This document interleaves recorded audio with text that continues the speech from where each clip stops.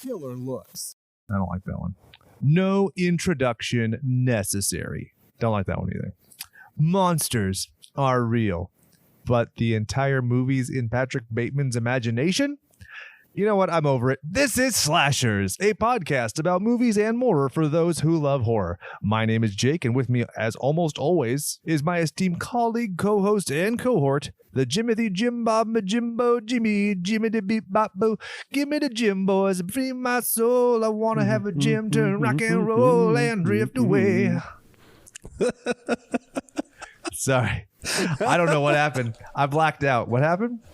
I don't know, but I like it. Yeah, we actually had one of our favorite Patreon patrons, Matt Russell, was like, I would listen to an entire episode of you just singing taglines to movies. So here's my challenge to all of you fuck boys. You send me a list of just taglines, and I will just do an entire bonus episode of me singing it improv. The most impressive thing. The most impressive thing I've ever seen in my life was when Elton John was on Inside the Actors Studio, and he just took some kid's journal, sat down at a piano, and just started playing the ragtime piano, singing a song that never existed. I can do that. I am the Elton John of horror movie podcasting. Wouldn't you agree? Oh, totally. Dude, if I could have that kind of fashion, though, girl, get you some. How you been, Jim? I'm good. Now, this was your first time watching American Psycho, am I right? Yeah. What did you think? I enjoyed it. I have some major problems with it, but I still enjoyed it. Now, here's my big question. How would you have felt watching this? And obviously, you can't necessarily accurately predict this, but if you had seen this in your 20s as opposed to your 30s? I don't know. It was written by a guy in his 20s. It was the characters in his 20s. And I think that, I saw it in my teens, but I probably watched it more in my 20s than my teens. And I think that shaped me liking it. But what do you think? I could see that. I'm more critical of stuff now. So yeah, I am very cranky when things waste my time. Right. I have no patience at all. Like I've had a lot of flack online because I just didn't like Parasite. People are like, what do you mean? You must be racist. I'm like, I'm not racist. I just have other shit I can do. Like as a parent, as a father, as a husband, as a businessman, as a podcaster, I have so much time in the day. And I just didn't see it. The only thing that happens in that movie that I liked is that some broad gets super kicked down a flight of stairs. Other than that, it's a boring movie. Quote me on it. My point is, in watching a movie like this, I had a lot less patience this time around, especially having read the book this time, because I was like, it always bothered me that there's no plot at all. And it's way worse now, especially because the book has less plot than the movie. We'll get into that for sure. And it's not very tight. Even at 140 minutes, it's not tight at all. Yeah, it's very loose. Probably because no plot. Yeah, it's just rambling. It's weird. If you cut each of these scenes, you could see it being like a YouTube vignette to lead to a movie where there is a plot. Yeah. These little microcosm scenes, like just the business card scene, just the three-way sex scene, just the scene with him and the homeless man in the alley. If you put those as little vignettes as a commercial for a big movie where it's oh, Patrick Bateman becomes a father. You know what I mean? That could be interesting. Which, funny enough, FX almost did a sequel TV series where it would be Patrick Bateman in his 50s. Sounds terrible. It's in what's called, quote, developmental hell. Thank God. Yeah.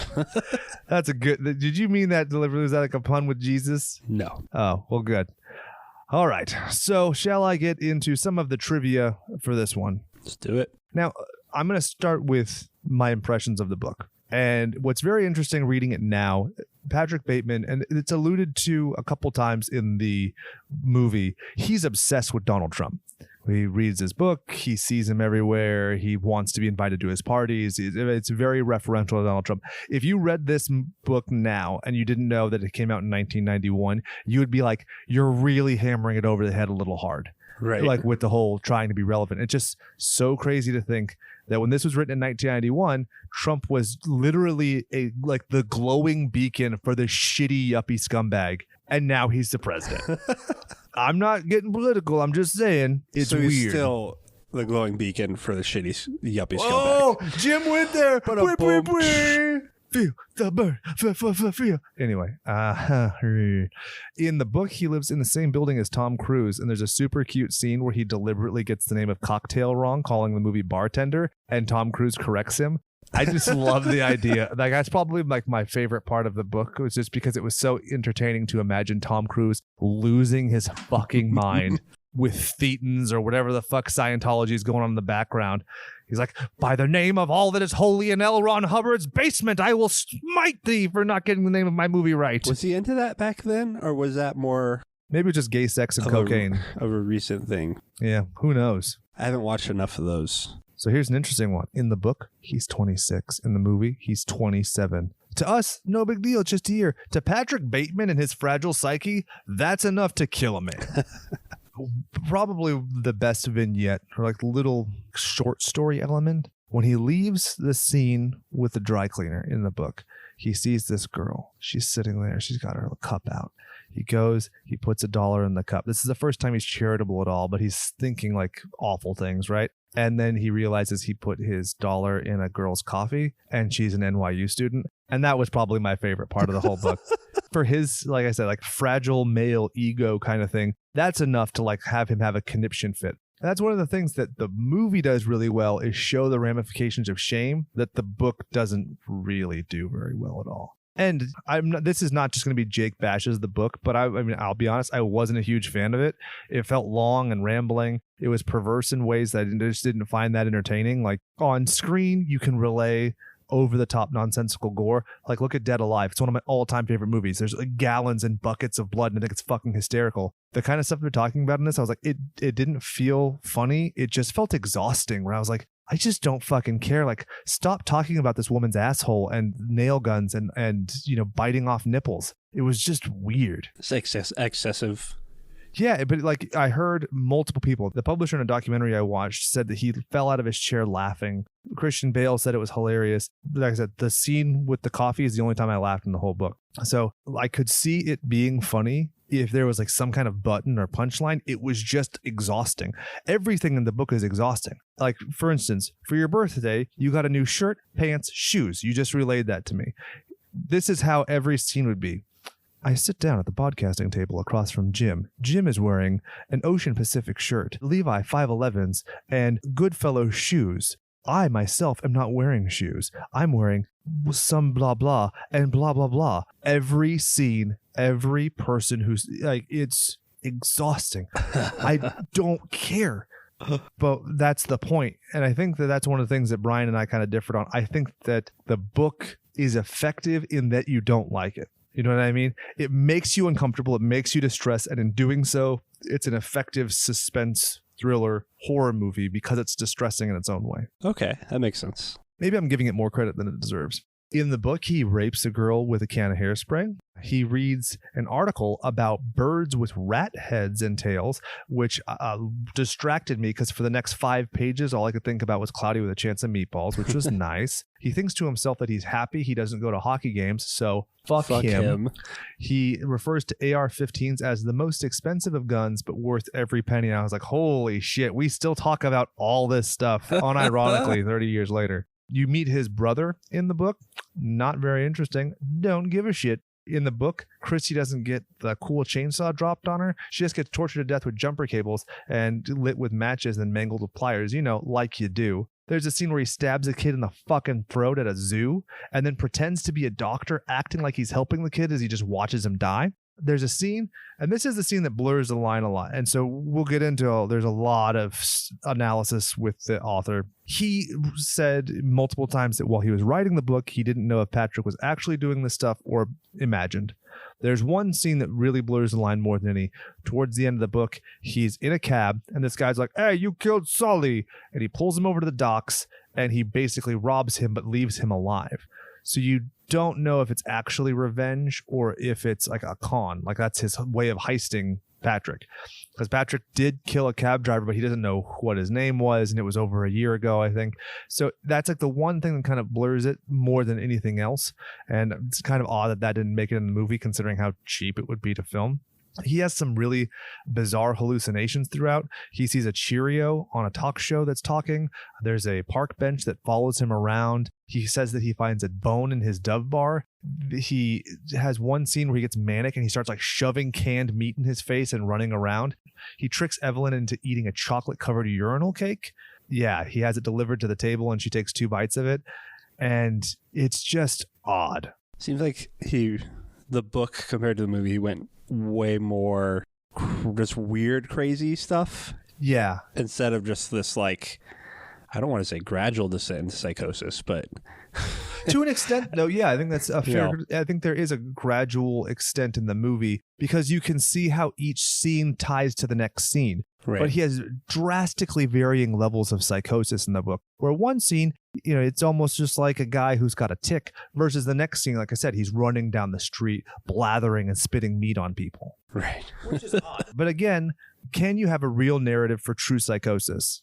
It's very convenient that you would have a ramping up because what is a psychotic person? Somebody who's flippant and all of these other things. So the fact that it is inconsistent is unnerving and arguably effective, while not pleasurable. Did you know that there was a musical that debuted at the Almeida Theatre in London in December of 2013? No. Did you know that the sequel, American Psycho 2, that starred Mila Kunis, she actually has come out multiple times since then and denounced it and been like, nope, we're wrong. Like she said when somebody was talking about making a 3rd installment that you should do a petition about it. And she claims that when she was shooting the movie, it was originally something completely different. And then they tweaked it and re-edited it, and they had her do reshoots to make it American Psycho 2. The only reference to Patrick Bateman is in the very beginning. Nothing else. That's weird because so the studio that has the rights to it just decided to do it. Nope. Basically, the author just doesn't have any say because he sold his rights probably, but it's the name. That sucks. Crazy, right? The whole book, the original source material, was denounced by Gloria Steinem. Did you know that's Christian Bale's stepmom? Ooh. Yeah, she's a female rights activist, and a lot of people claim that Bale had took the role to be like, fuck you, stepmom, but that's kind of been debunked. Season 1 of Dexter Morgan uses the name Patrick Bateman when he's getting his horse tranquilizers. That's always fun. Did you know that there is an album by the Misfits when they were fronted by Michael Graves called American Psycho? No, I did not. Until researching this, I never realized that record predates this movie by several years, and it was actually based on the book. Oh, okay. Yeah, I mean, the Michael Graves era Misfits, I am a big fan. I vastly prefer Famous Monsters. Fight me. Looking at the names of the songs. Yeah. Oh, this is actually a lyric. Oh, is that a lyric? Yeah. Oh, okay. So he says, inside a Wall Street mine, a psycho lurks, lines of cocaine cut in hell, obsessive hands gently grab your neck, compulsively you die, I hate people, whoa, whoa, whoa, whoa, struggling to breathe. So yeah, you could see it's very much based on it. What's funny is originally there's allegations that the title of that whole album was going to be Dead King's Rise, which is another song off of it, but that became a B-side, and as such, American Psycho. Weird, right? And with that, I'm basically out of trivia, and everything else is about the construction of the film. So you want to get into some statistics? Let's do it. Shot on a budget of $7 million, it grossed a whopping $34.3 million. Debuted at Sundance on January 21st, 2000, and was released in U.S. theaters April 14th, 2000. Now, we talked about this on our recent Slammers episode. Jim, what movie came out the week before this? Beep, boop, boop. I literally forgot already. What? Okay, what if I said Jimmy King? Does that remind you? Oh, Ready to Rumble. Yes. So, of course, I think instead of seeing this movie in theaters, I saw Ready to Rumble twice. But you have to keep in mind, 2 weeks after this movie came out, you had the Flintstones in Viva Rock Vegas. The next month, you had Mission Impossible 2 and Gladiator. The next month, you had Big Mama's House. In May, you had Ethan Hawke's version of Hamlet, which, if you juxtapose these two movies, you could have like the perfect movie. But let's talk about horror movies in the year 2000, right? Supernova, Final Destination, What Lies Beneath, Hollow Man, The Cell, Urban Legends, Shadow of the Vampire, Ginger Snap, Scream 3, Blair Witch 2. This movie is so stylized and unique compared to all those. It's no wonder it's the most legendary out of all of them. Maybe Shadow of the Vampire for me. And the Cell, Those three, I think, have aged the best. Everything else, I don't think, has done so well. The runtime, 101 minutes. It seems like you and I both kind of agree. You could cut some fat out of it. Oh, a lot. Yeah. Especially with modern visual medium being so into montage and, compressed short storytelling. I don't need to see him lure the prostitutes and do it and then do it a second time in the same almost exact way. Right. You can kind of have a flashback, things like that. Now, this becomes 3 weeks in a row that we are talking about David Cronenberg on this show. Because he did The Fly, he did Videodrome, and he almost did this movie. He was attached to it for a long time, and he had Bret Easton Ellis do a draft of the screenplay from his own work. But Cronenberg was like, hey, all that stuff in the nightclubs is super not interesting. Also, I don't give a fuck about your rampant violence. And then it just never worked. It's the entire movie. Yeah. And then it was very odd. So in Ellis's work, the whole thing ended with an elaborate musical where it was Barry Manilow's song Daybreak on the top of the World Trade Center. Weird, right?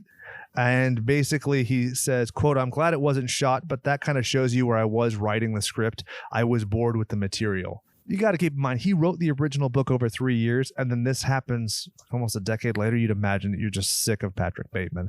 But he doesn't end up doing the script. A guy named Norman Snyder comes in and does another draft. That doesn't work. And so then finally, you get Guinevere Turner and Mary Herron collaborate, and they put out the one that you get. We'll get into some of the changes they made, but by and large, everything is, I think, much better, much more concise. And even Ellis said on multiple interviews that I saw, one specifically was a roundtable with the director, with Bale, and with the author, and he was like, "No, it's a great movie. It's very good." And he even talked about them filtering some of his material and kind of narrowing it because it's so much broader and more ambling as a book. And Mary Herron, so the director, she cast Bale. Yes. So that's pretty good. The best thing about the movie for me is his acting. Yeah. So originally she gets presented the film in 1996, and her legitimate response was, how do you make a film out of this? There isn't a real obvious film adaptation. And so she was all about Bale, like you said. So much so that the studio, first they come to her, they almost quintupled. No, how much more would that be? They almost multiplied it by a factor of 6, the budget of this film, so they could give Leonardo DiCaprio $21 million to play Patrick Bateman. And that fool goes off and does The Beach, which is a fine movie, but it's no American Psycho. There were tons of other people who were talked about. I very rarely like to get into the rumor mill as far as production goes, but at one point Scorsese was in talks to do it. Ewan McGregor was offered the role and turned it down at the recommendations of Bale. Ed Norton was also considered for the role. So it was so crazy to think about. It could have been a completely different movie. Well, it's weird too, because there was also different directors that were recommended. So like I said, you had Scorsese, you had Mark Wahlberg, you had Danny Boyle, you had Oliver Stone, all these names thrown out. So not only would those directors have made the film different, but each director correlating with each actor would have been a vastly different movie. Right. Personally, I think this is the best one. I very often refer to Paul Verhoeven on this show. It's pretty clear I'm a big fanboy. I love the vignette and the irreverent kind of reflection of the shittiness of pop culture. He, I think, would have made this movie perfect for me because I think that it needs to be a little bit more on the nose. The one-to-one comparison as far as this is consumerism. This is this weird schlock. And that's one thing I really like in the book is his obsession with the Patty Winters show, which is basically a Ricky Lake type show where Jerry Springer, where they have people who are survived being raped, and then they have morbidly obese people, and they have midgets, and each episode is more obscene and grotesque and over the top, and it's more salacious. And I think that's probably the best glimpse you get at a pop culture, because the pop culture is what appeals to me. I don't give a fuck about Wall Street. Right.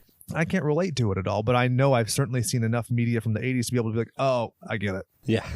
One of the things I found really interesting is Ellis said that he was really uninterested by the whole violent element of it, even though the violence is frankly kind of bizarre in the book. There are multiple different indications of his writing process. Some of it is that it was basically he wrote just this kind of innocuous novel and then kind of added to it when it came to the violence after the fact, kind of when he had a more honed idea of Patrick Bateman, which is weird. But he said that in his perspective, the book is 4 pages of violence, 396 pages of satire. Quote, it was never really about violence. No, not true. Like, not true for the book? Yeah, the book, I mean, it's way more than 4 pages, I'll tell you that. But it's also like the satire, I think, kind of gets lost in it in a way. That's why I reference Paul Verhoeven, because I'm going to reference him anytime there's anything that's tongue-in-cheek. It's basically him or nobody. So his first film adaptation was from a book he did was Less Than Zero. And then after this movie, there was another one for Rules of Attraction. And what I thought was really interesting, I started reading Less Than Zero. The first quote is, "People are afraid to merge on freeways in Los Angeles," which sounds bland enough, but really the book deals with interpersonal relationships and disconnectedness and the characters, the sense of ennui, if you will, where he just nonplussed by everything. It's similar to Patrick Bateman in a lot of ways. In the documentary This Is Not an Exit, the fictional world of Bret Easton Ellis that was released in 1999 before this movie came out, that's probably the most head up your own ass self-indulgent thing I've ever fucking seen, where he like shot little vignettes from his books to be in this, and he's talking about it. He seems to be so normal now, because I've listened to interviews of him in his 50s versus then, and I have to reconcile the fact he's a kid in his 20s who's a fucking rock star. And we don't have rock star authors anymore, so no, we don't. Nobody is as unique as he and his like little Brat Pack fans. I was gonna ask how, not knowing anything about him, and then being like, okay, he wrote this, like, how fucked up is this guy? And then like well, so in the documentary he even sits down with his mom and basically has her like go to bat for him, like, hey, I'm not crazy, right? And she's like, no, you're not crazy. And she seems to like imply that she gets it. He went to private school, and he actually talked about like his sense of alienation growing there, because kids in private schools are so much more fucked up than public schools because they can afford to be. His dad was abusive, and he initially, Ellis was saying, oh yeah, well, Bateman is based on my dad.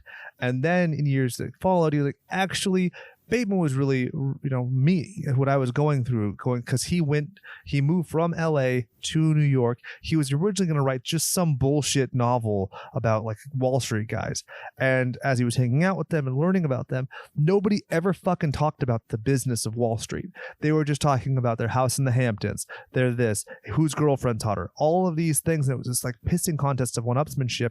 And he was so alienated and isolated. And that's where the character of Patrick Bateman kind of came from. I mean, there's a so direct correlation to what we see in the movie. Yeah, exactly. And it's interesting because Ellis doesn't really refer to himself as a homosexual or bisexual or asexual or pansexual. He's been in multiple long-term relationships with men. So that's one thing we'll talk about as we get into the movie, the view of homosexuals, and in the book, the hard use of the F word and stuff like that. It's very interesting to see. It very much reminds me of like Chuck Palahniuk, the guy who wrote Fight Club, and some like underpinnings of like homophobia and stuff in his works. But then at the same time, sexual tension between characters, which we'll get into. He described his own narrative as, quote, hallucinatory. In addressing the narrative, he was talking about how it didn't really interest him to answer the question definitively if Patrick Bateman was a murderer or not. He said, quote, it wasn't interesting to me to answer that. It was much more interesting book without that being answered. And I think it's true, because it's a riddle. It leaves you going, huh. So he was talking about even the backlash from this being isolated and alone. People are basically condemning him, saying, hey, this is misogynist, this is evil. And from his view, he wrote it to be satirical. He wrote it to be critical of people who are misogynists, but people are taking this as an autobiographical work, which could be, I mean, can you imagine how frustrating that would be as a 20-something-year-old? Yeah. Fuck, I was worried about what people were saying on my fucking MySpace wall when I was in my 20s. Forget that. I think the most poetic thing he talked about was, and again, going specifically to the fact he was in his 20s, quote, it was about me entering into the world of adulthood and being very disappointed by what it means to be an adult. It's going on to say, a culture that bows to all these things that I thought were bullshit. So you can kind of see that bitterness becoming, throughout. The book rights were purchased by Edward R. Pressman, who was one of the producers.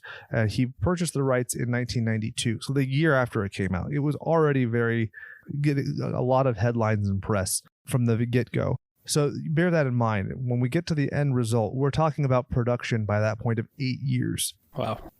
To think about it. So the music was done by John Cale. The most interesting part about that is He cost nothing. The actors cost nothing. What costs everything was licensing the music.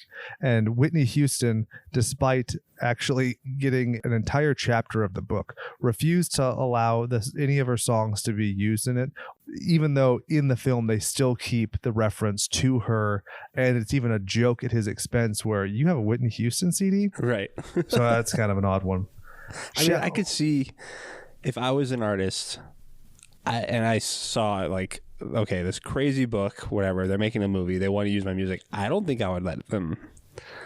Yeah, I don't think that it would work so well. And you don't want to be associated with that in the same kind of way. There's no upside to it, in my view. Especially for somebody like Whitney Houston. Like, yeah. Well, and then also you have to factor this in. Like, if you pitched this movie, if this was your elevator pitch of a movie, who the fuck is making this movie nowadays? Nobody. Right. That sounds like a fucking crazy crapshoot, especially a Me Too movement. But so you put yourself in the mind of 1990s. Somebody's like, hey, I got this book. It makes everybody upset and people have condemned it. It's basically a plotless book where some guy is materialistic and then rapes and murders people. And you're like, huh, go on. He's like, oh, he also kills multiple dogs. Okay, I'm listening. He has hallucinations and shoves wads of canned meat in his face. Whoever thought that was going to be a success? It's a huge gamble and it worked. But at the time, if I present it to you in that way, you're like, no. My name, Whitney Houston. I say no. Shall we get into nicknames? Nickname. Nicknames. So we have Christian Bale as Patrick Bateman. So apparently Bale was like struggling with the role. He couldn't really nail it down. But then when he saw Tom Cruise doing an interview with David Letterman, and he had this crazy manic nature and this, quote, intense friendliness with nothing behind the eyes, boom, he got it. Add in a dash of Nicolas Cage in The Vampire's Kiss, and voila, that is your Patrick Bateman. I love it so much more now that I know that. It's crazy. Which is funny because it's referential to the book because of that scene with Tom Cruise in the elevator. Yeah. So he insisted on using an American accent at all times, so much so that some of the crew thought that he was putting on a fake accent after the movie, which is kind of interesting. Did you know Christian Bale's grandfather was a stunt double for John Wayne in the 1962 film Hatari? That's dope. I read a book just on Christian Bale to find trivia. Booyah. He was talking about and kind of doubling down. Oh, this is a funny book. This is a funny book. Quote, I don't understand anybody who can't find the humor. It is twisted and sick, but it's so ridiculous. And that's something you'll hear him go back to again and again. You know, he could not view Bateman as a real villain because he's so, quote, ridiculous. And you see those things. And that's one thing where the visual medium certainly relays the ridiculousness much more than the black and white letter on the page. I really was relieved to find that he said, quote, I like nothing about him. He's a completely irredeeming character.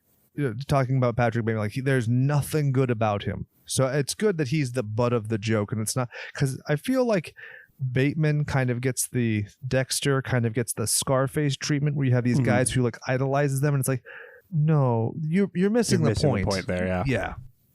He very eloquently and succinctly described the movie as saying that he goes from a psychopath to psychotic. It's a subtle difference there, but I think you can understand the meaning when you've seen it.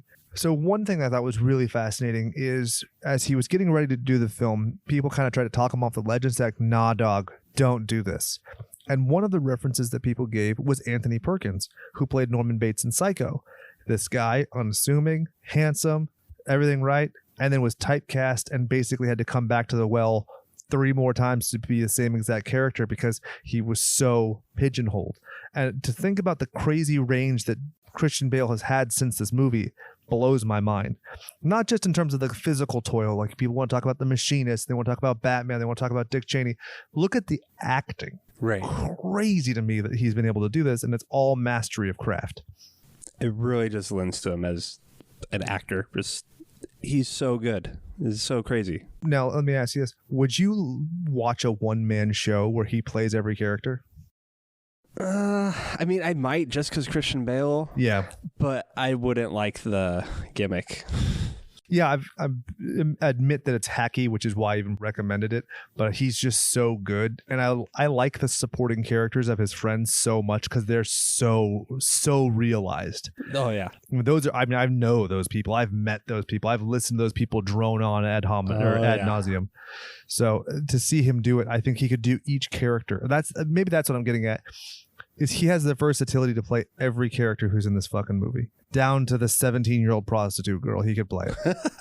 I really appreciated that he addressed specifically in a lot of the promotion for this movie, talking about pulling back on the violence. He said, again, succinctly, how do you show any kind of violence without celebrating it? By showing you the grotesque nature of it. Sure, it's supposed to be revolting, but at a certain extent, like, you are celebrating it by giving it a platform, which I think is important because the budgetary restraints, they show the dead bodies. What's the harm in showing him mutilating a fake body? Right. But they don't go to that extent. They show the aftermath because the nature of the violent act itself, you don't want to exalt it. Yeah, I don't know if I agree with that. To me, that extra step doesn't take it into the exalting of it or whatever you want to call it. I just don't. There's nothing. Maybe I'm desensitized. That's because of all the movies that we've seen now. Yeah. That seeing the axe go into the back of the guy's head, like, that wouldn't. It bums me out. Actually, we'll get into it. But in the book, he hits him across the mouth, like sideways, like he swung a baseball bat, and that would have been so much cooler. But obviously, way more expensive. Yeah. But then on the other hand, like, I kind of do like, especially in that scene where it's just the blood just coming up, right? It off screen, like, you're letting your mind kind of create the horror, and then especially for it to never have happened. Yeah, right. And that's actually a theme throughout the movie. If you watch, when it comes to the actual violent acts, are you seeing him hurt someone? When he actually attacks the screenwriter of the film, Guinevere Turner, you see the bloody sheets. You don't see him harm her. When you see Christy, you don't see the chainsaw enter her. You see the aftermath of it. So is he hurting these people? Even in his actions, he's not. I'm trying to think. So the homeless man, you do see him stab him. Yeah, that's the only one. But that lends to another aspect of the movie of that. I don't know if we want to talk about it now. Go for it. I've been monologuing. Please do interject. So the vague ending. They allude to it being just all in his head. Yes. With the secretary finding the book, it's like he's just fantasizing about this. I listened to an interview with the director where she says that it's more of he's doing something bad, but in his head it's more grandiose. Yes. And so the things that he's actually doing are more like he's stabbing a homeless guy in an alley and curb stomping his dog. But he thinks he's chasing people with chainsaws and axing them in the head. Yeah, I think that's the one that's very clearly meant to be possible. And I think that's actually a big statement on class status and everything, where even, the prostitute isn't treated the same way, but technically speaking, she has a job. So in the materialist perspective, in the book, it's very pervasive. Every time you see a homeless person, they're flipping them off. They're making a joke. They're taunting them with money. It's very materialistic. And I think that's something that's very big in this movie as well. Only violence you really see is towards somebody who's of a different color. I mean, because sure, his first real words are talking about his friend being anti-Semitic, but in the book he drops that motherfucking N-bomb like it's going out of style. It's crazy. Maybe Stephen King or something. Oh yeah, it's way worse than Stephen King. And of course I was listening to at times as an audiobook and reading at other times, and I'm going by this fucking parking thing, and I have to get a ticket from the parking thing, and that guy is black, and I'm like, oh God, Patrick, not now, please, not now. Oh my God. Yeah.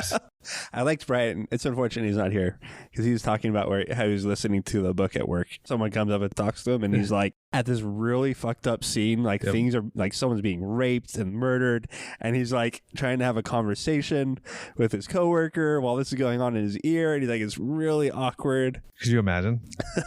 Obviously, Brian has a huge boner at that point. Yeah, of course, just double awkwardness. And then his boss gets a boner, and then they like sword fight the boners. It's just very weird. One thing that the director, you were talking about her and her perspective of Bale earlier, she was very happy that he was British because of their understanding of the aristocracy and class structures. And Bale went on to say that he looks at the higher class as, quote, seemingly charmed but then, quote, soulless and vacant. And I was like, holy shit. I've seen enough royal weddings lately to think, yes, this is totally true and correct, even though I have no understanding of your politics. Last note I wanted to make on Bale, he insisted on having Ellis's approval before taking the role, right? So he gets in exact Patrick Bateman costume, meets him at a place in Beverly Boulevard, speaks in an American accent, and doesn't break character. And so after about 5 minutes, Ellis is like, you have to fucking stop. I want to enjoy my food. But imagine how fucking haunting that would be to see your brain creature in 3 dimensions. Right? Especially a psychotic one. Yeah. So I wanted to call him Batman. Yes. Okay. The Batman. The Batman. And then we have the Joker to the Batman. Jared Leto as Paul Allen. Oh, I was in a... He's not the Joker, you son of a bitch. Willem Dafoe. He should have been the Joker. As detective... Donald Kimball. In the book, 1 scene. In the movie, he is the threat of the whole movie. He is the narrative. Because truly, if you take him out, what do you have? What happens scene to scene? No, he just murders people. Yep. And there's nothing. There would be nothing to threaten being caught or found out. I love Willem Dafoe. We can call him literally anything. You can call him the Green Goblin. You can call him the guy from Antichrist who gets bloody splooge. Whatever you want to say. Ugh. Yeah, his wife hits him in the dick with a piece of wood and then jacks him off till blood comes out. Yeah, it's in a movie that I've seen. Not surprisingly, I haven't gone back to that movie in 10 years. We'll do Green Goblin. Oh, can we call him Detective Pikachu? Detective Pikachu. Well, he's just a detective, and that's okay. I figure adding the Pikachu will. He's got such a bright, sunshiny personality in this movie. Then we have that character who resembled the Joker, kind of in that one movie, maybe. Oh, he's the Joker. The Joker. The one Joker. You're a Joker if you think I'm going to let you stand for that, fuck boy. Womp womp. Oh, here's a weird change. In the book, it's Paul Owen. In the movie, it's Paul Allen. Yeah, that is weird. What if they did like test screenings? People are like, nope, the O sound is too vulvous. It's too vaginal. We need a strong phallic L in there. I don't know. So in the beginning of the movie, are they talking about him or are they talking about the real life Paul Allen? They're talking about him. Oh, okay. Yeah. I was like, because they're obviously like trying to rub shoulders with like other people, right? And I'm like, okay, they're talking about Paul Allen. Yeah, no, not Paul Gardner Allen, just not the character. Microsoft's Paul Allen. Yes, correct. God, I was like... That'd be a weird judgment, right? That's very pejorative. What do you want to call him? Do you actually want to call him the Joker? Yeah, I do. Fine. Good thing he's only in 2 fucking scenes in this movie. And then next we have Josh Lucas as Craig McDermott. Do you want to just like lump him, Van Patten, and Bryce together? Yeah, they're all... The Stooges is what I want to call them. I mean, I think Bryce is in it a little bit more, but... And he's great. They all fulfill the same role. Yeah, McDermott and Bryce I think are notably better, but then I also think that Van Patten doesn't really have as much material to work with. Yeah. In my head and watching the movie, I did not keep track of them. Yeah. It's easier for me having read the book, so I really don't care. We can just kind of lump it. You have Chloe Sevigny as Jean. I wanted to call her Billie Jean. Billie Jean. She doesn't get laid by Patrick Bateman, so you could easily say, perhaps, possibly, that Billie Jean is not my love. Thanks. I went a little Al Pacino at the end. Hoo-ah!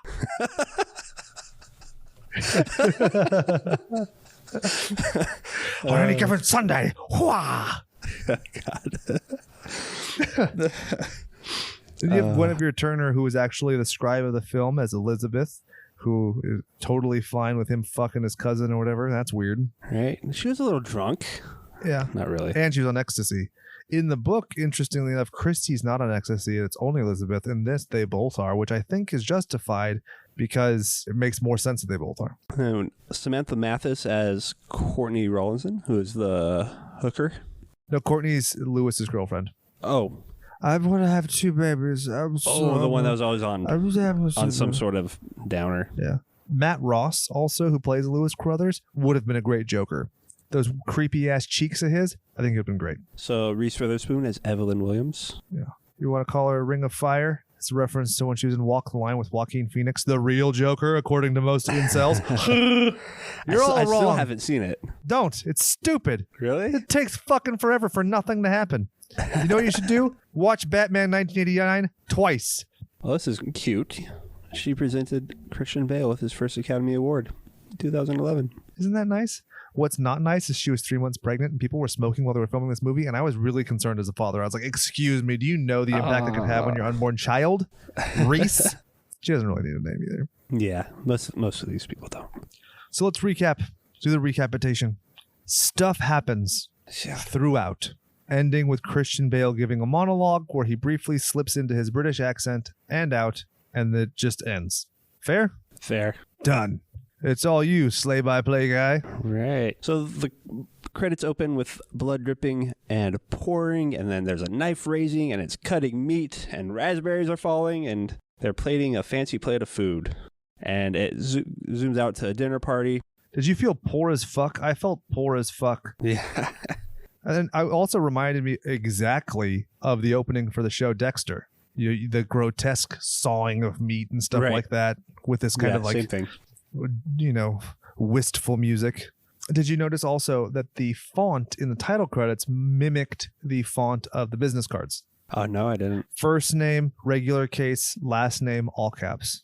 That's what you notice when you used to do graphic design. I feel like taking notes while watching a movie, even though I've literally been a transcriptionist for 13 years, I suck at it. I think that's one of the hard things. Brian has a really good system where he watches the movie twice a lot of the time. And for movies that I've already seen, it's way easier. But I definitely agree that it's hard for the first time ingesting, and especially a movie that's as batshit as this. I mean, you're working off your back foot the whole time. Oh, yeah.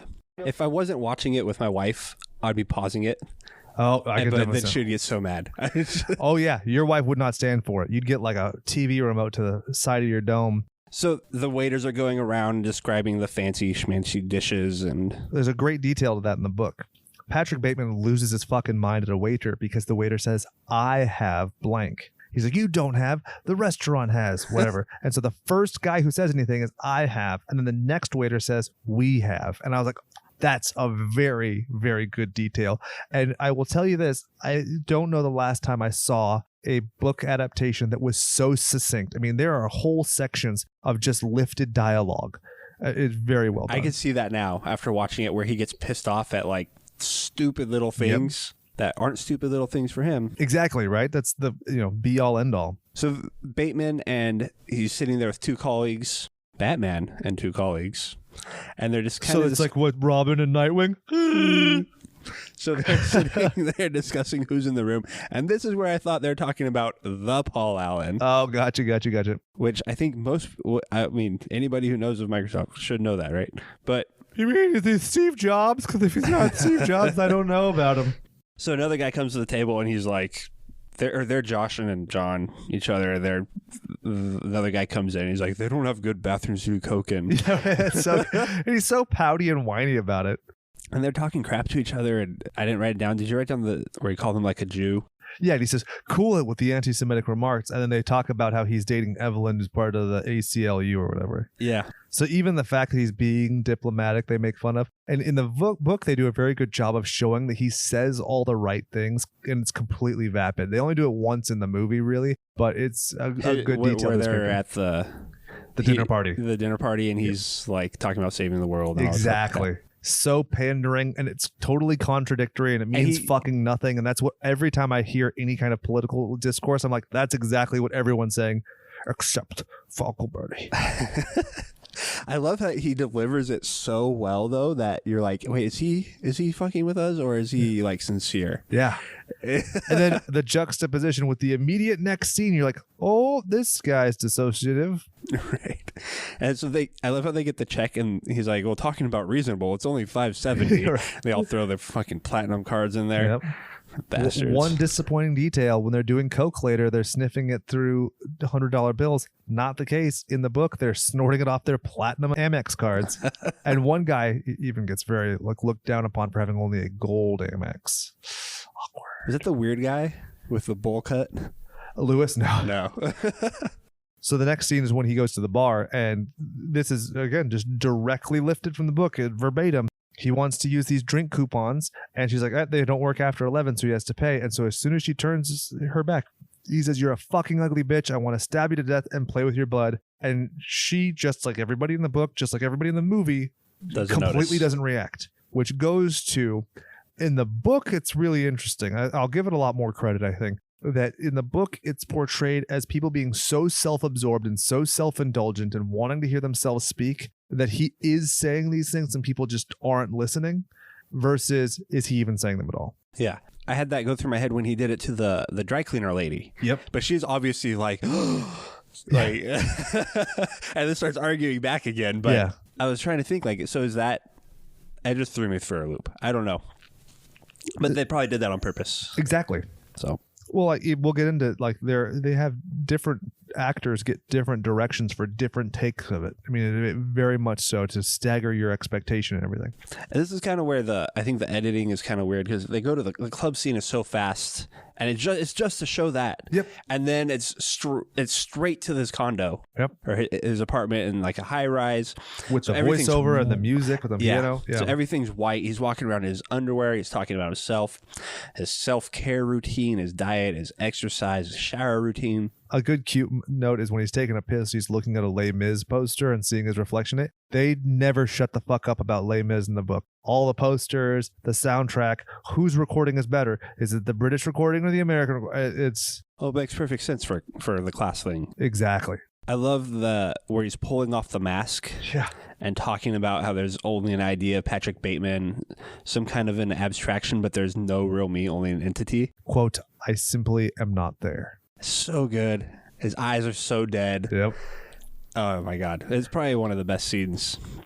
They were actually legitimately nerve-wracked that they wouldn't be able to take the facial mask off. So it's made out of silicone. So that's the way they're able to do it, because they couldn't, find a facial mask that would do that. Yeah. So the next scene, he's walking into his office. He's listening to Walking on Sunshine on his Walkman.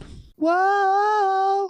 Now, what does this song make you think of? Does it make you think of Fry from Futurama? No. Oh, you don't have a soul. I don't think I didn't watch enough of that show. You didn't? Oh, it's delightful. It holds up very nicely. It's also in one of the Mr. Bean movies, so you might consider rewatching that. Don't hate me. I'm not a fan of Mr. Bean. What? You are absolutely kidding me right now. Is it because you sent me a video of him that I watched? I thought it was funny, where he was in the he was sitting in the waiting room when we did like Shaun of the Dead, I think, and that was pretty funny. But I just like. Is it because you haven't seen him, or just because? I think it's just the I don't know, a movie I saw with him just killed me for because it's the American version, you fuckwit. Maybe, I don't know. Americans are dumb. Yeah, we are. You got to go with the British stuff. His show. I can't even get into it. You've wounded me mortally. I'll give it a shot. You need to watch it with me, because you'll just see me howling with laughter, and you'll want to fit in like Patrick Bateman. You'll just laugh too. Okay. You want to check out my business card? You want to see mine? No. The first like big firm that I worked at, we had these business cards that were plastic, like a debit card. They were that thick, and they like somewhat translucent and transparent in different parts of it, and had this metallic sheen. My father-in-law still has that card, and he shows it off to people like he's Patrick Bateman. I'm like, you need to stop. This is a bad. Just carry it around in a little metal carrying case. Yep. Dude, don't you love the fucking idea that he carries that whole stupid case to carry one card? I love it. That speaks so much to the excess of the 80s. Okay, so he's walking into his office listening to Walking on Sunshine, and he's going over his schedule with his secretary. Super accurate dialogue. He tells her to make reservations for dinner for 2. She asks if it's something romantic, and he kind of gets... It's funny because he doesn't get mad. He just kind of gets like... coy. Yeah. Yeah. He's like, I'll make the reservation. Right. And that what makes it such a good juxtaposition to when she says, you look nice today. And he says, don't wear that outfit again. Yeah. And what's great is I saw behind the scenes thing where it was the gal playing Billie Jean, who's, talking about her acting process and everything. And I got to see her deliver her, what did you say? I didn't hear you. In like 3 different inflections. It was really interesting to see how like different that scene could have been. I think they definitely chose the best take. That's such a great scene. Yeah, he tells her, you're prettier than that. Right? And then she smiles and leaves, and she totally laps it up. It's so gross. And yeah, their relationship is very different in the book. And that's probably the one area where character development is lacking in the movie by comparison. Definitely. So another quick cut to backseat of the car with Reese Witherspoon. Yep. And he's listening to simply irresistible. As she just blathers on and on. Right. And he's narrating over this that he's trying to listen to the new Robert Palmer tape when his supposed fiance keeps buzzing in his ear. And then she's talking about wanting to get married, and he finally takes off his headset, and she's like, I want to get married. And he's like, he doesn't want to take the time off of work. Yep. And then she throws in his face that his dad practically owns a company, and he talks about he's not going to work for his dad. He's going to do it on his own. And this is something Brian and I had talked about. I wish he was here without a squirty I'm sick boy butt.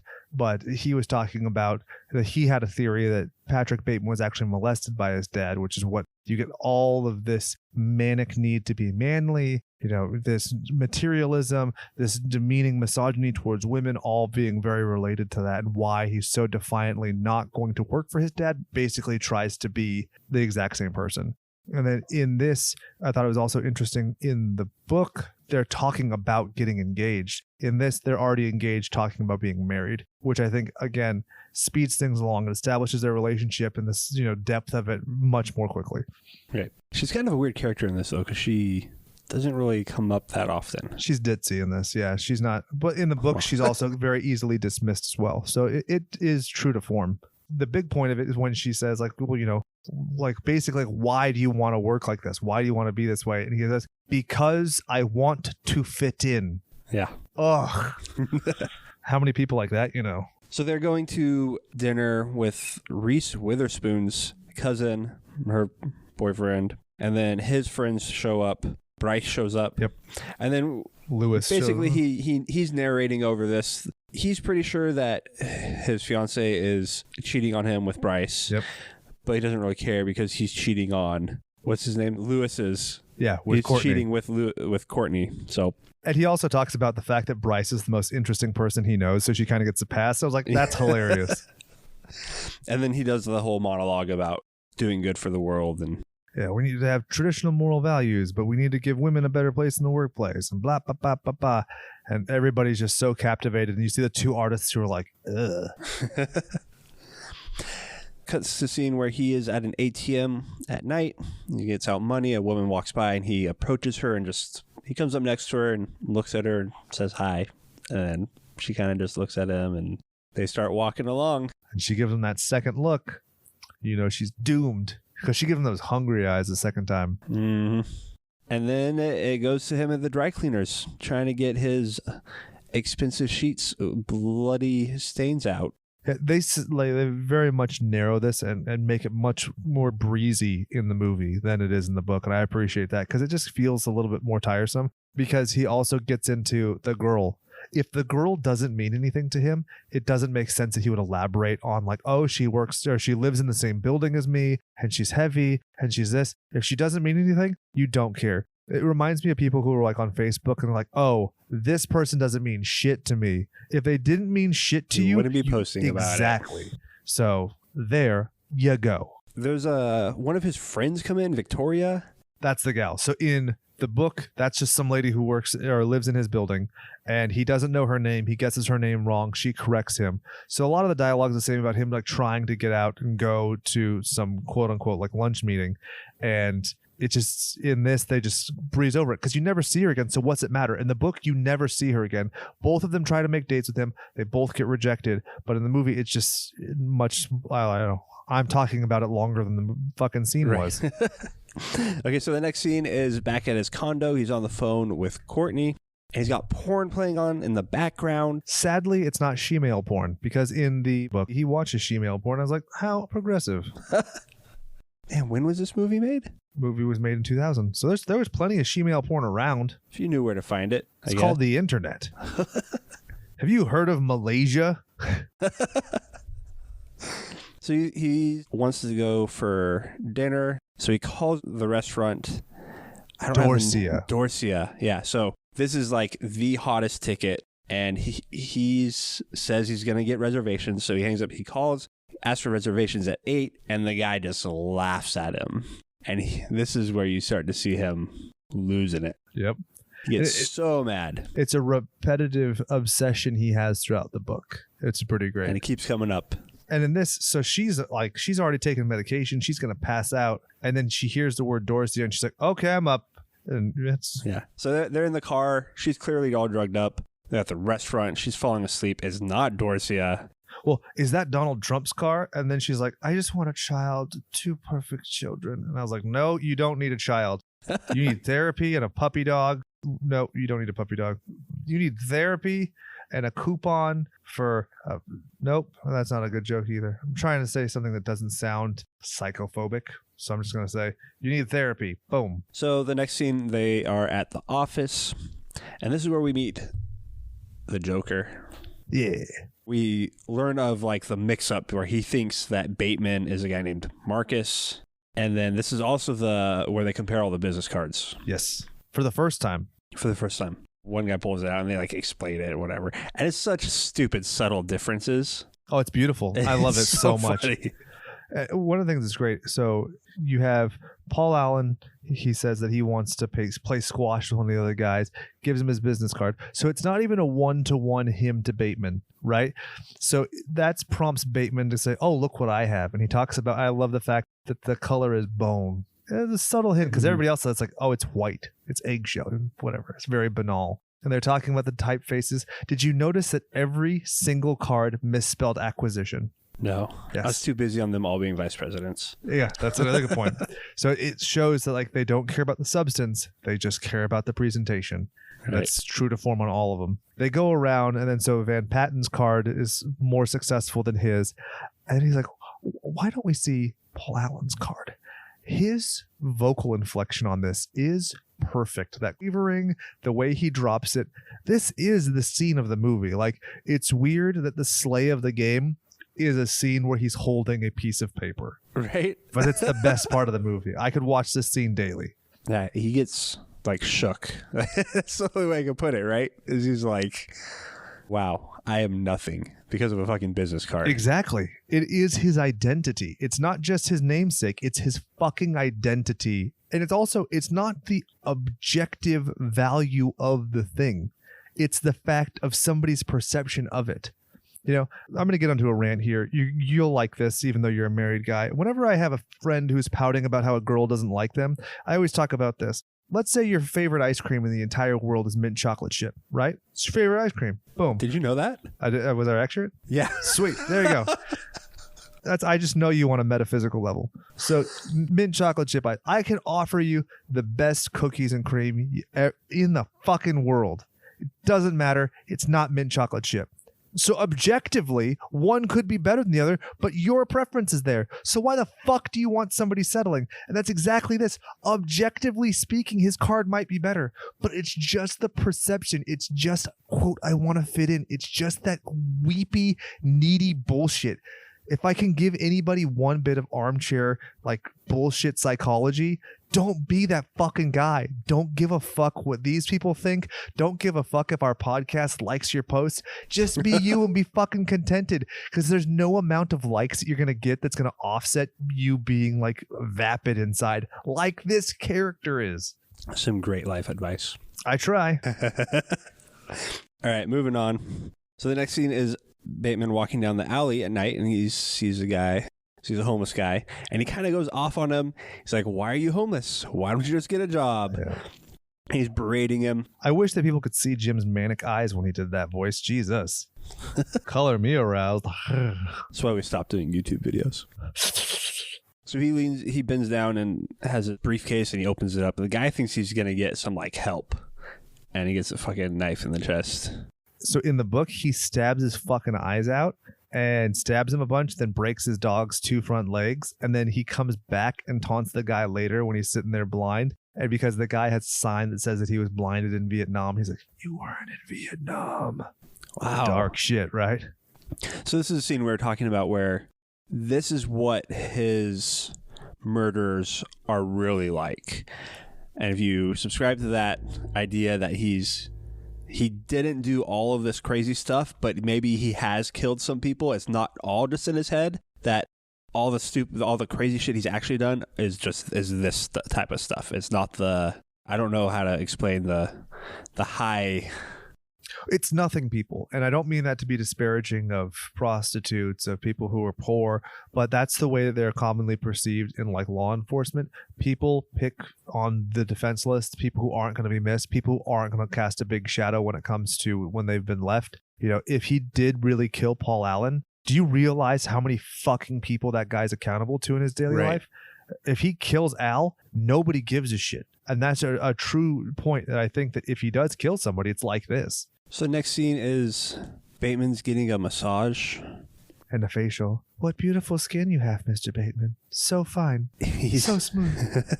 He's narrating again about how he's not human, how there's something that's growing inside of him. He's not talking about a xenomorph, I'll tell you that right now. Did you notice his huge tuft of pubes when he's in his... Oh, God. I want to floss with that stuff, baby. Ooh.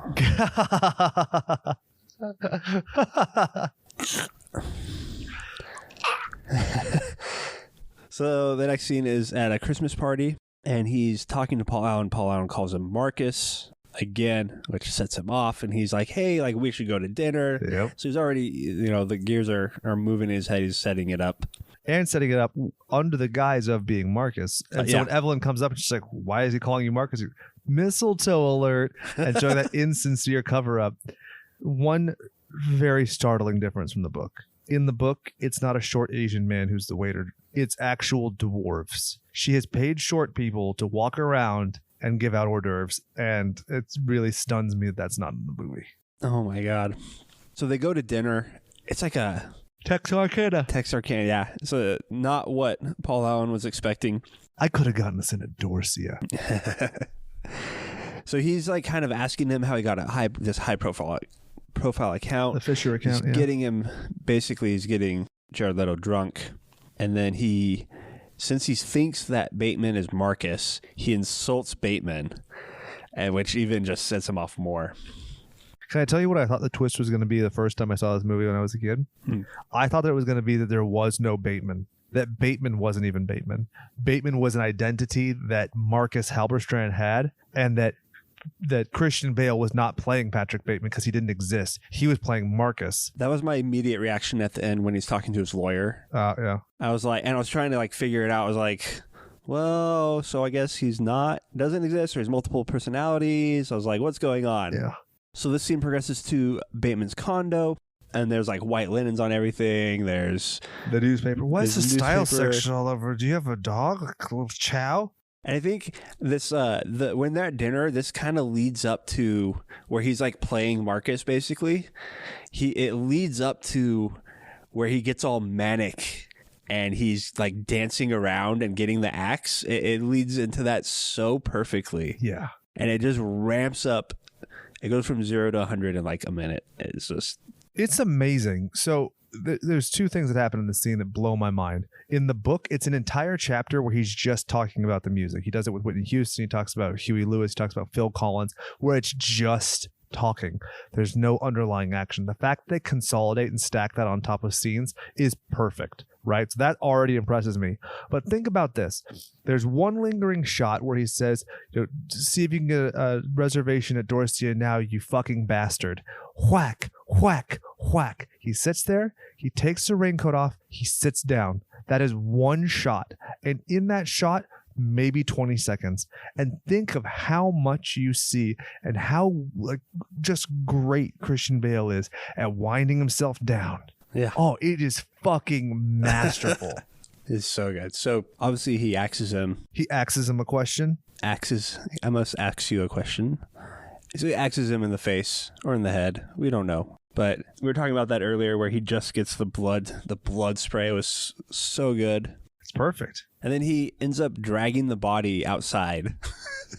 This is another thing that should tip you off to that this didn't happen. Yeah. Because he's dragging a body. And there's a blood streak.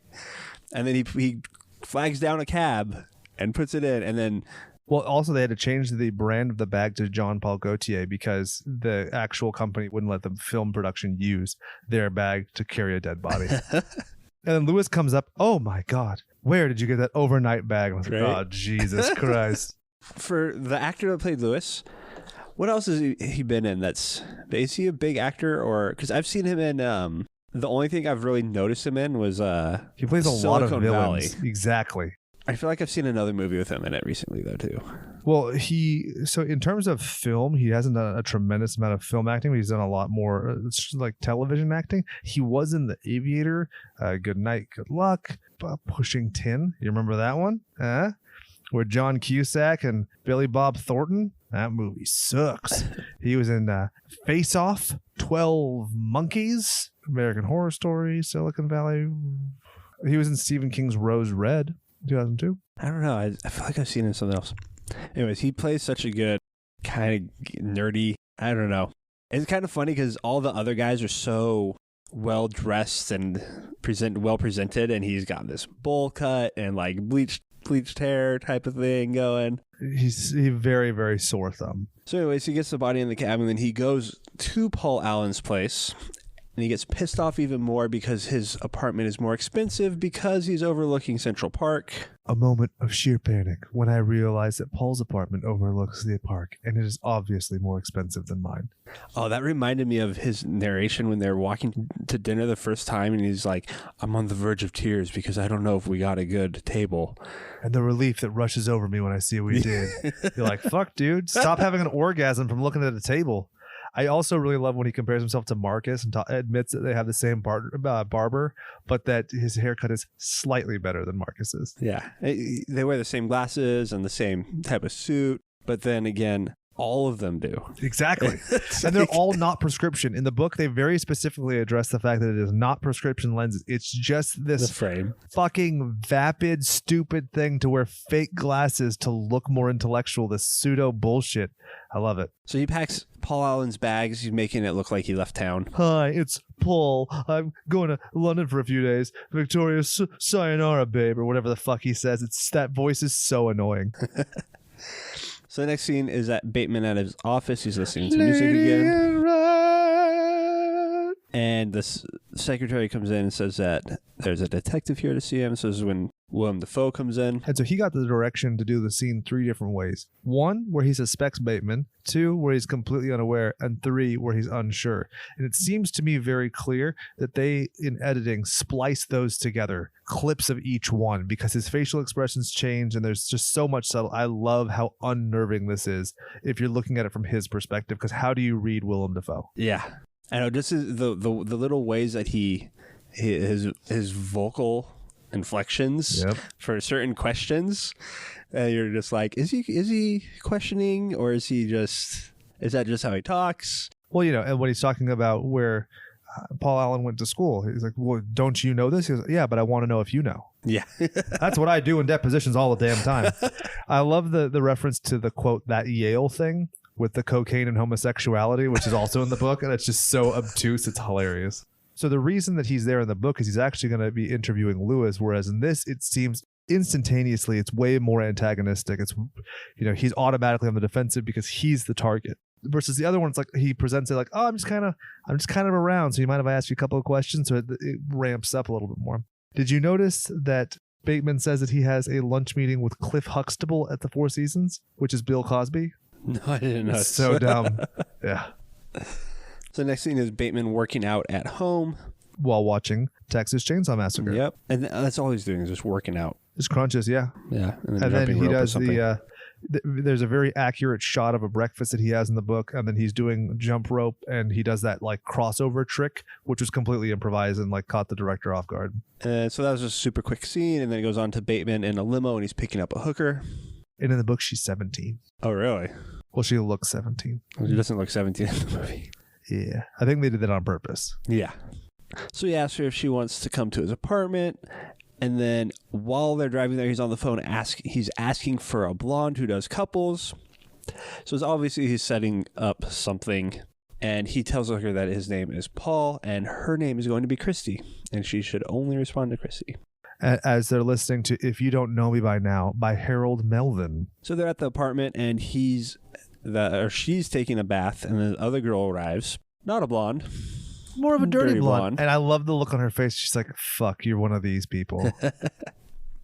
So he puts on Phil Collins, and It brings them both to the bedroom, and he's talking about music again. And it's so good. In the book, it's so tedious. And then to have it like this, where he's like watching, like, this is every man's dream, right? We're supposed to be like, what's a man's dream? You're supposed to say a woman, two women, blah, blah. There are two women ready to just slather their vaginas on each other. And he's just like, Phil Collins, blah, blah, blah, blah.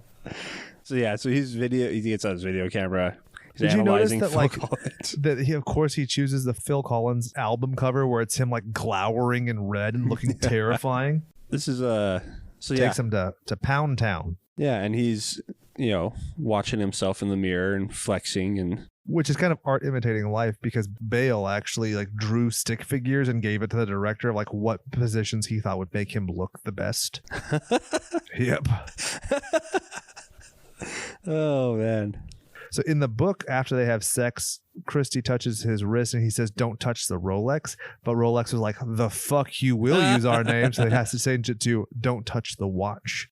That's funny. And then so yeah, they wake up like whatever. Sometime later, she touches his watch. She gets mad. And then he gets up and goes through his drawer, and there's like a bunch of like, I don't know, knives and torture devices or whatever it is.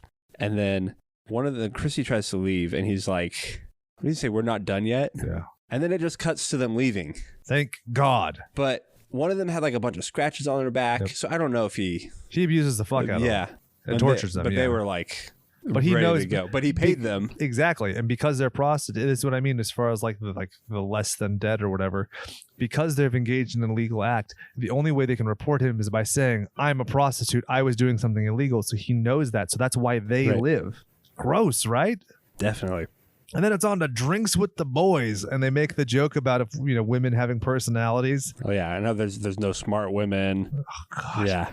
Or if they are smart, it's because they're offsetting the fact they're fucking haggard looking. Yeah. But here's a weird one. Van Patten is the first one to use the word hard body, which in the book is every fucking woman who's hot. Oh, there's some hard bodies over here. And, oh, she was a real hard body. I was like, Jesus Christ, come up with anything else. I like how Bateman in the scene brings up Ed Gein. Gein, yeah, is the way I've always heard it pronounced. And he pronounces it Gein. I think, Gein. But what's even weirder, that's not an Ed Gein quote. That's an Edmund Kemper quote. Oh. Yeah, the quote, "When I see a pretty girl walking down the street, I think two things. One part wants me to take her out, talk to her, be real nice and treat her right. The other part, what her head would look like on a stick." So Lewis shows up, and he wants to show off his business card, which sets Bateman off again. Because it's got gold filigree, and you're like, what the fuck, man? So Bateman goes to the bathroom and puts on a glove, and he's going to grab Lewis by the neck. And then he just kind of puts his hands on him, but then not really. And then Lewis turns around and like kind of removes Bateman's glove and then kisses his hand and totally comes onto him. Yep. Which freaks Bateman out, and he goes to the sink and washes his gloves. And he's like going to leave in a hurry, and then Lewis is like, "What's wrong?" And he's like, "I have to return some videotapes." So this is a part that Brian brought up in terms of our discussion about his theory that Patrick has been molested by his dad, is that he has every opportunity to kill Lewis. He can kill Lewis multiple times thereafter. He never does. Right. Because he's a closeted homosexual. And then his reaction to that. Yeah. In the book, there's a whole scene where they're in a store and Lewis is literally like holding on to Patrick's leg and he has to like drag him around. It's very weird. But that scene's even weird too, because that one really leads me to wonder this question of his perception of people as well as like the gross things he's doing, because it seems like everybody's in love with him. Evelyn's in love with him. His ex-girlfriend Bethany's in love with him. Jean's in love with him. Lewis is in love with him. To the point where you start to question, like, do people even like him?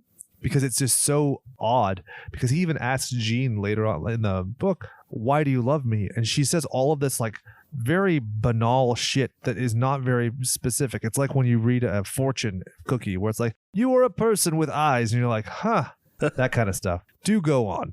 So next scene is the detective is at his office again, and he's asking about where he was the night of Alan's disappearance, and he can't remember. So he's like, okay, I'll like figure it out, and we'll talk again later. And then the detective pulls out a Huey Lewis in the news CD, and Bateman has like a weird reaction to it. I love it because he says that he doesn't listen to it because Huey is, quote, too black sounding for me. Yeah. What the fuck?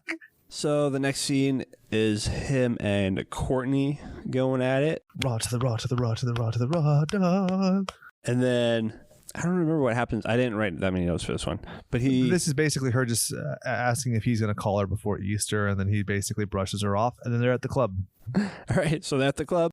And he's talking about, funny enough, so you don't see Patrick with a dong bag on. And the next thing out of Bryce's mouth is that he thinks that all diseases can be transmitted sexually, like autism and stuff, which is dyslexia and everything. And it's interesting. This is presented like these stalls are just for cocaine. There's even a shelf for it. Yeah. So I like this way more because it just shows the excess of the time. I like how the guy in the next stall over was like, we say, keep it down. I'm trying to do drugs. Yeah. If that's okay with the F word over in the next stall. And you're like, whoa, calm it down. And then I love it. He goes, sorry, it's the steroids, which is again in the book. And it's very true. If you ever want a really fun listen, go listen to Macho Man Randy Savage on the Arsenio Hall show. He openly admits to doing steroids, but claims he stopped because it was giving him PMS. Yeah, it's awesome. Oh, man. So they're upstairs. Bateman and Bryce are talking to these girls, and he's just trying to impress them with his job. Yeah. And then next thing you know, they're on... That's the murders and execution scene. And then you're right. They're outside, and she's like, you think I'm dumb, huh? Yeah. Oh, I think you're dead. And that's why the next scene is him brushing himself with her hair. Oh, yeah. So he's in the office, and he's just sitting there and like twirling this little lock of blonde hair like against his hair. And if he was Sir Lancelot and this was ye old times, that'd be romantic. But then you're like, oh, he just murdered that girl. Oh. So his secretary comes in, and he's doing a crossword puzzle, and only words that he's filling out are meat and bone. Yep. In the book, she offers to help him, and she even looks at it, and she doesn't correct him at all. It's, again, like this weird thing where people are just either so self-interested they don't get it, or he's not actually doing these things. He asks her to go to dinner with him anywhere she wants, and she finally comes with Dorcia. In the book, this is his greatest shame that's completely disregarded. So he actually takes her to Dorcia. They sit down at a table because he lies and says that he's another couple. That couple shows up and they have to run. And Gene's laughing and enjoying the time. And so he really kind of starts to have some sort of to the best that he's capable affection towards her, which is an interesting scene. It's kind of weird they didn't do that. But I mean, the scene with the nail gun is amazing. So. Yeah, I was going to say, what we did get was pretty dang good. So she actually gets kind of suspicious when he calls to make the reservations, which is totally fake because he didn't give a name or anything. But they know me. She comes over to his house. He opens the freezer or asks her if she wants sorbet, grabs sorbet, and there's a head in a bag. Which was achieved with a false bottom for the tray. Oh. Kind of cool. It's just a person with a bag over there. Yeah. So he kind of asks her what she wants to do with her life. While he's walking around the kitchen, he's caressing knives. He's grabbing tape from the cupboard, his torture cupboard. It's right there. And then he grabs a nail gun and walks around the back of the couch and kind of points it at her head. And then the phone rings. And it's Evelyn, and she's leaving a voicemail because at this point he's asked her, "Are you seeing anybody seriously?" She asked him if he's seeing anybody seriously, and then Evelyn's like, "Hi, Mr. Man, I love you." Blah blah blah. Yeah. Oh, I know you don't like it when I call you that, sweetheart. Bye. And she's just like, "Oh, well, my snatch is dry now. I better leave." And he's like, "You had better leave. I don't want to hurt you." And he's meaning, "I'm going to shoot you in the fucking head with a nail gun." And she thinks he's talking about the pain of the heart. And it's clear, he's so struggling to keep it down, and he's just he's Eddie Murphy in Bowfinger. Keep it together, keep it together, keep it together, keep it together, keep it together. You know what I'm talking about? The Laker Girls. Go watch Bowfinger. Everybody, pause the episode, watch Bowfinger, come back because I'm hijacking the rest of this episode. All we're going to talk about is Bowfinger for the next 20 minutes. So the next scene, he's at dinner with a detective. He asks him again what he was doing the night of Alan's disappearance. And then you find out that Marcus, according to his date book, says that he was with Patrick Bateman, thus giving Bateman an alibi. But that's not the case. But again, it's a situation where these people are so interchangeable on their identities. Nobody knows who everybody is, but everybody's obsessed with their perception of these people who they don't know. That's the crux of their being. And so the like wave of relief that washes over him is pretty great as they finish the scene. Next scene, he's going back to pick up the same hooker. She doesn't want to get in. He says, I just want to talk, so get in. And she mentions that what happened to her last time, she might need surgery.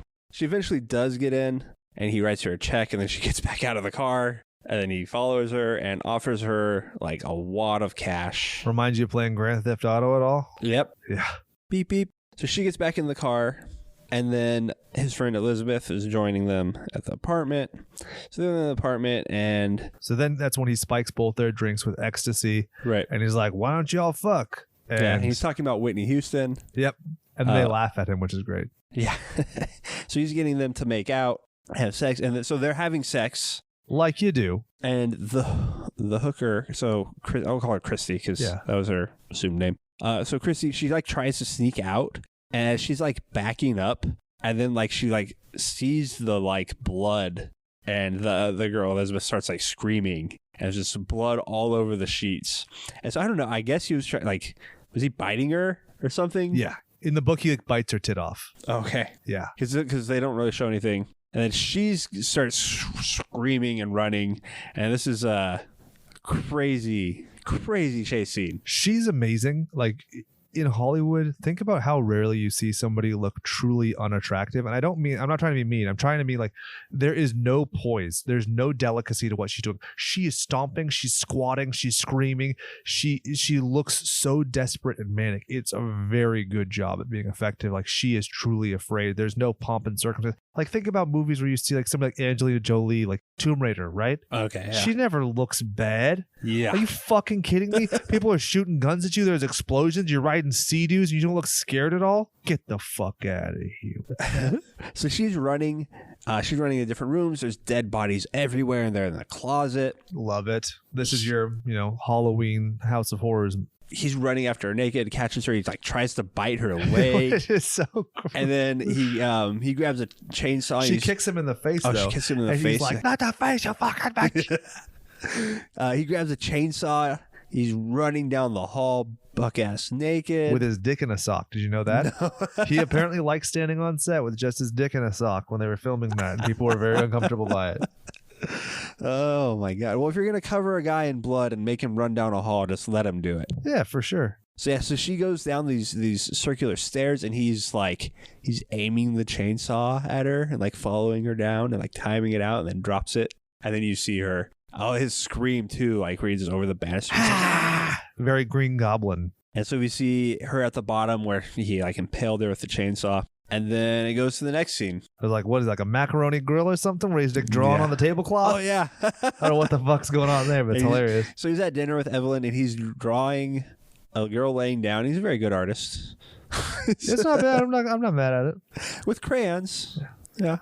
One of the things I think, so he starts breaking up with Evelyn at this point, and one of the cruelest but also most blunt and succinct things he says is, "You're not terribly important to me." Yeah. What's crazy about that is I love the honesty, but that is so like calculated to be like the cruelest thing you could say to somebody of that status. And so she starts crying. In the book, he's like, "You don't even drink beer." And she's like, "You don't even drink beer." And then so she orders a Corona to try and please him. It's a very weird scene, but Reese Witherspoon does a great job of this scene. She's so like pathetic, but she also brings an air of levity that's really needed at this point in the movie after you've seen like kind of this gauntlet of just darkness. He gets up. He's like, "I'm just leaving." She's like, "Where are you going?" "I have to return some videotapes." And then, so the next scene is, this is where shit gets really crazy. Yes. Even crazier. So he's at an ATM. There's a cat on the ground. He picks it up, and the ATM says, "Feed me the stray cat." So he pulls out his gun like he's going to blow the cat's brain out. Got that fool. And an old lady was walking up, and she's like, "Hey," and he shoots her, and there's cops right there. So they chase him down an alleyway. He has a shootout with the cops. Never reloads, mind you. Yeah. Well, he also blows up a car. And then looks at the gun like, how did that happen? Yeah. That's so weird. And then runs to his apartment, runs in, blasts the security guard, and then it starts running out, turns around and shoots the janitor. and then goes outside, and then he comes back in. Well, you're missing a crucial detail in that when he shoots the custodian, it's because he is leaving and then circles around again in the revolving door just to shoot him and then goes back out. Fucking hilarious. So he shoots him. So he goes back outside, and then he comes back in, and it's like all reset. Yeah. And so he like goes into his coat, like he's gonna pull out his gun, and he pulls out a pin. And he's all wild-eyed and looking crazy. So he signs in. He gets into his room. There's a helicopter flying around and lights going over. And this is where he makes a call to his lawyer. He confesses all his murders, all the people he's killed, that he's eaten some of them in their brains. He refers to a couple of things that are straight out of the book. Like there's the gay man who he killed with the Sharpay. That's from the book. And yeah, it's interesting. Like I said earlier, you can hear him kind of lapse out of his accent, but I kind of like it because he's so desperate. He does refer to this apartment he has in Hell's Kitchen, which is basically just like this Jeffrey Dahmer type apartment, which is gross. It's really good. Apparently a lot of it was improvised. Oh, okay. Yeah, that's why he references the book, because he goes completely off script because it's, in his brain. The next morning he wakes up, and it's kind of a weird scene because you don't know, like, is somebody going to be waiting for him, or is he just going about his routine? And he's just going about his routine. Showers, and then he puts on his mask, and then he actually goes to Alan's apartment, and it's all painted over. Yep. And he goes to the closet. There's the realtors there showing the house to people, and he kind of sneaks around and goes to the closet where the bodies were hanging before. There's nothing there. And so the realtor comes by, and he wants to know what happened, and she's kind of just weird about it. She says, "Don't make any trouble here, please. Don't come back." Because she's like, "Oh yeah, did you see the ad in the Times?" And he's like, "Yes, of course." And she goes, "There wasn't an ad in the Times. You're done." Yeah. So this kind of bugs me because they want to keep it vague, but obviously there's something, right? I actually am a big fan of this scene because she's so suspicious of him, you can't tell what's happened, but clearly it was painted. And was it painted just because they were selling it, or was it painted because something happened here? Again, going to what degrees? Because I think that's it. People have an overly simplistic view of this movie where it's like either he's a complete murderer or he's completely innocent and just crazy. And it's like it's a gradient, right, man. Like there's so many things he could have done. He could have just sat in that room and jerked off a bunch of times. It doesn't even matter. Thinking about it, maybe it's that it was Paul Allen's, and because Paul Allen has a bunch of money, that she's just being like weird, like don't. Yeah, it could be that simple because Paul Allen's alive and that he's right. the realtor. He's in London. For all you know. He goes outside and he's freaking out. He calls his secretary from the payphone. He's like popping pills like a crazy person. Right. She's going through his drawers and finds a planner with a bunch of women's names, like in the dates, and then there's some drawings at that point. The weird drawings don't really come until the next time we come back to it. But, oh yeah. But she's also invading his personal property, which, I mean, you kind of get what you pay for. That's all I'm saying. If anybody wants to go on my hard drive, I'm just saying that you don't have my permission. So the fact that you went in there, you get what you pay for. So he's still freaking out on the phone though, and he's like getting hot takes off his coat. But then he shows up to lunch with all the guys, right? And he sees his lawyer there, and he goes and asks him about the message that he left. His lawyer is like, "Oh yeah, it's a great joke." This is where I thought, like, okay, Patrick Bateman is not Patrick Bateman. Yeah, exactly. And then we find out that the lawyer had dinner with Paul Allen in London 10 days ago, so we know that didn't happen. And Bateman's kind of like freaking out. He's like, "No, I killed a bunch of people." And the lawyer's like, "Oh yeah, okay, fuck off now." Yeah, he say, basically it stopped being funny. Like, this is concerning now. Yeah. And it goes back to the secretary going through the planner, and then this is where all the fucked up drawings are. Like, crazy shit. I don't even know. The vagina being sewed up. Yeah, it's not good. And then Bateman goes back and sits down with his friends. Reagan's on TV talking about Iran-Contra. And the book ends very similarly with Reagan on TV, and you have Bryce asking him, like, "What do you think about him?" And basically, like, the implication is that, like, oh, he like, Reagan's much more dangerous than he lets on. And that's what ends up here, where if you look at the door behind him, there's a sign on it that says, "This is not an exit." And that's the famous, like, last line of the book. They add an extra little blurb here, which I think it makes sense because they've added that stream of consciousness narrative throughout. So if I may, there are no more barriers to cross. All I have in common with the uncontrollable and the insane, the vicious and the evil, all the mayhem I have caused, and my utter indifference toward it have now surpassed. My pain is constant and sharp, and I do not hope for a better world anymore. In fact, I want my pain to be inflicted on others. I want no one to escape, but even after admitting this, there is no catharsis. My punishment continues to elude me, and I gain no deeper knowledge of myself. No new knowledge can be extracted from my telling. This confession has meant nothing. It's exactly right. Even that blurb means absolutely nothing. Yeah, I was gonna say, like it is a lot of word salad. Yeah, exactly. It's just verbose for the sake of being verbose, and I think that's like the last punchline of the whole movie. Is like it exactly proves itself. Very good. So, what would you give this movie? Oh, I definitely put it in the classics category. I know it's a bit long. It's a little bit self-indulgent. It's kind of pandering and whatnot, and I think that you have to look at the cultural impact and people looking at it and kind of revering it for the wrong reasons. But even taking those things aside, it is so well acted. The scenes are so well constructed. The acting is great. The set design is great. The costuming is great. It feels like it's the 80s. Even like the lighting in these scenes, it just reminds me of that time period. So even if you don't like the substance, and I could totally see how it's not palatable, because even to me there are parts where it's questionable, and I really am against, violence against women and blah, blah, blah. Even if all that is, it's still so well executed, you have to give it the credit. Even though there's no, like you're talking gore and stuff, you're not seeing actual on-screen death, but it's horrifying, it's unnerving. Absolutely. Classic. Yeah. Is it the best classic? No. I think The Fly is way better than this, but I would still watch both gladly. I mean, I've seen them both multiple times, so I'm good with it. Yeah. So I give it a classic too. Well, that was easy. Yeah. Perfect. So I'd like to plug before we go that we have The Slammers, which is an ongoing series where we pit horror icons that we've made in the classic WWF No Mercy game on Nintendo 64 in a tournament against each other. We're doing that every week leading up to WrestleMania. At the end, we're going to be doing a pay-per-view, which is a long stream format, which is going to be probably just on YouTube at this point, where we're just going to entertain ourselves with a pay-per-view style event called Slasher Mania, which you don't actually have to pay for. So it's no pay, all view. It's FPV. Yeah. Free preview. I love that. And yeah, you can always reach out to us online, slasherspot@gmail.com. For those of you who've rated, reviewed, subscribed, I thank you. I would love to be able to put ourselves and say, at the end of every episode, we're going to read a lovely review at the end and be like, oh, Billy from Nantucket says that Jake's the funniest person, and also his singing is great and he should never stop. But we don't have enough reviews to where I can do that effectively. I'd run out in like a week. So that's what's going on there.